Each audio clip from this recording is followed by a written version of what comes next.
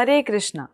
एकादशी के विषय में आचार्यगण कहते हैं कि ये वो पवित्र तिथि है जिस दिन से भक्ति का उदय होता है। ये भक्ति प्रदायिनी है। भगवान श्री कृष्ण को प्राप्त करने का मार्ग एकादशी देवी प्रशस्त करती है। इसलिए एकादशी भगवान कृष्ण को अत्यधिक प्रिय है। भगवान को प्रसन्न करने का सबसे सरल मार्ग है एकादशी के व्रत का पालन करना।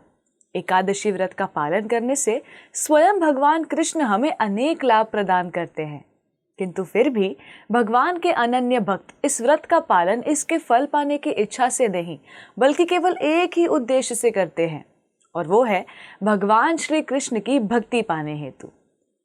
फाल्गुन मास के कृष्ण पक्ष में आने वाली विजया एकादशी की महिमा स्कंद पुराण में आती है।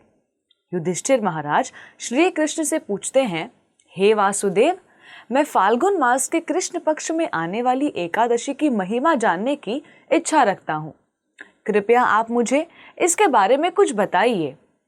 तब श्री कृष्ण युधिष्ठिर महाराज से कहते हैं कि जो भी व्यक्ति इस विजया एकादशी का पालन करते हैं उसे इस जन्म में भी और अगले जन्म में भी निश्चित रूप से विजय प्राप्त होती है। ये मंगलमय एकादशी पुराने तथा नए सभी पापों का नाश करती है। ये एकादशी इतनी सशक्त है कि इसका केवल श्रवण करने वाले के भी सारे पाप नष्ट हो जाते हैं। तो श्री कृष्ण युधिष्ठिर महाराज से कह रहे हैं कि एक बार नारद मुनि ने ब्रह्मा जी से प्रश्न पूछा कि हे देवताओं में श्रेष्ठ, आप मुझे बताइए कि जो भी व्यक्ति श्रद्धा पूर्वक इस एकादशी का पालन करते हैं उन्हें क्या लाभ प्राप्त होता है। उत्तर में ब्रह्मा जी ने कहा, हे नारद, इस एकादशी की विधि आज तक मैंने किसी से नहीं कही। इस एकादशी का सबसे बड़ा फल इसके नाम से ही पता लगता है। विजया एकादशी यानी जो समस्त मनुष्य को विजय प्रदान कराती है।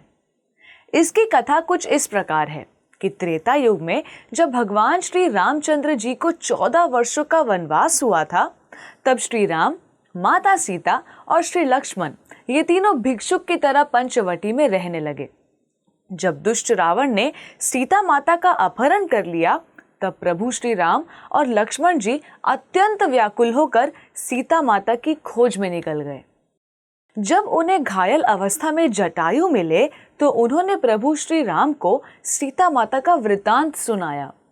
कुछ और आगे जाकर उनकी सुग्रीव से मित्रता हुई और प्रभु श्री राम ने वाली का वध किया। हनुमान जी ने लंका जाकर सीता माता का पता लगाया और लंका दहन के बाद वापस आकर उन्होंने प्रभु श्री राम को सब कुछ बताया।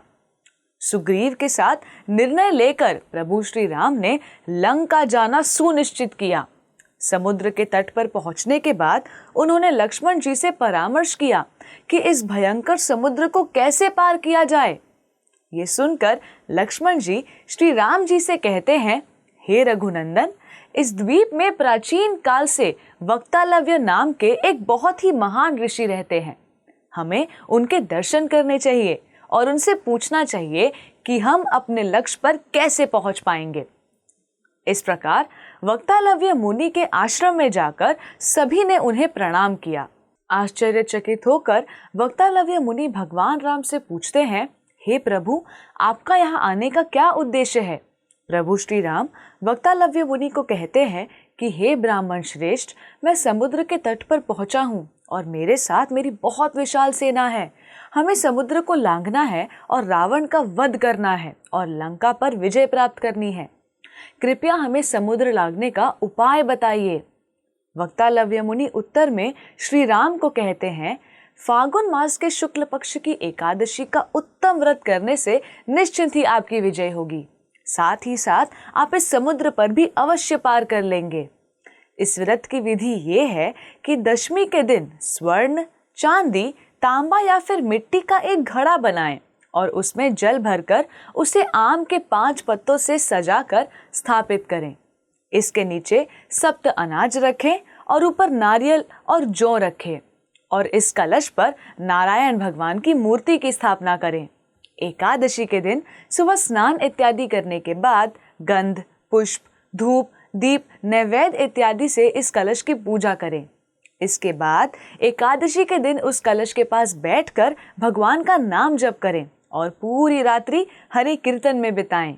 द्वादशी के दिन उस कलश को किसी नदी या तालाब के किनारे ले जाकर उस कलश की विविधता पूजा करें और साथ ही उस कलश को किसी योग्य ब्राह्मण को दान में दें। हे प्रभु, इस प्रकार अगर आप और आपके सारे मंत्रीगण इस एकादशी का पालन करेंगे तो निश्चित रूप से उन्हें और आपको विजय प्राप्त होगी। प्रभु श्री राम ने ऋषि मुनि के कथा अनुसार ये व्रत किया और इसके प्रभाव से उन्हें विजय प्राप्त हुई। इस प्रकार उन्होंने समस्त मानव समाज को एकादशी का महत्व दर्शाया। भगवान श्री कृष्ण युधिष्ठिर महाराज से कहते हैं कि जो भी व्यक्ति इस कथा को पढ़ते हैं या सुनते हैं उन्हें अश्वमेघ यज्ञ करने का लाभ प्राप्त हो जाता है। तो आइए हर एकादशी की तरह हम इस एकादशी का भी निष्ठा पूर्वक पालन करें। शारीरिक रूप से व्रत रखकर अपने मन को भक्ति में संलग्न रखने का पूरा प्रयास करें। भगवान के नामों का अधिक से अधिक जप कर भक्तों के संग में हरि कथा का आनंद उठाएं। आप सभी को विजया एकादशी की बहुत बहुत शुभकामनाएं। धन्यवाद। हरे कृष्णा। ऐसे ही और भक्तिमय कार्यक्रमों के लिए देखिए हरे कृष्णा टेलीविजन और इसे प्राप्त करने के लिए आप अपने केबल अथवा DTH ऑपरेटर से संपर्क करें तथा और अधिक जानकारी के लिए आज ही डायल करें 7666 839 839।